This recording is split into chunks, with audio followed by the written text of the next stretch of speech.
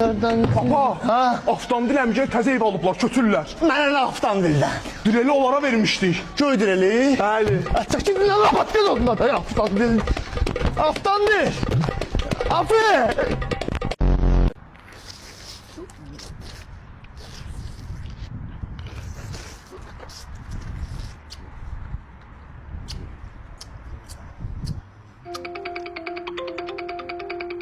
Alo. Parkdayım. Bu nə işsiz dala? Qaqaş bir dənə yaxınlaşarsan da bura. Kralsburger'e hoş geldiniz. Qaqaş bizə bir dənə buz kimi limonat ver də. Oldu mu Ali?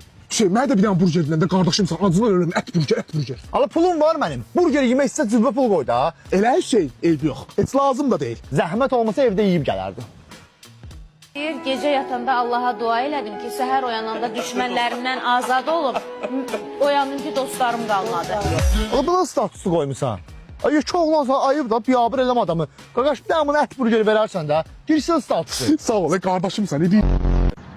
Sabah xeyir ay əmi. Sabah xeyir oğlum, sabah xeyir. Maşallah işləyirsən ha. Hə, lazım. İdman lazımdır. Özü bu yaşda baxşı. Özü bir yerdən səni izləyirəm, orada qəşəng qaldırımlar zətlər eləyirsən. Əmi hər gün gəlirəm mən bura neçə illərdir. Əladır, əladır. Mən bəli bax sözləm sənə. Haycan. Bu aylıq səndən nə qədər alırlar burada? Nə aylıq ay əmi?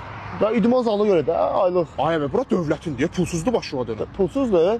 Məndən köpək oğlan 50 manat aldı. Ay bala, uşağa bax. Ay bala gəl otur görüm neynəmsə bu gün. Evdə olmamışam.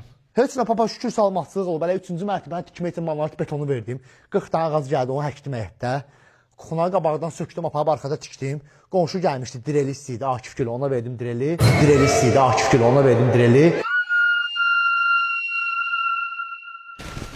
Sənin mənim direlimi qonşuya verirsən. Az mən gecə atamı yuxuda görmüşəm, bir dənə qəbir üstünə deyim gəlirlər.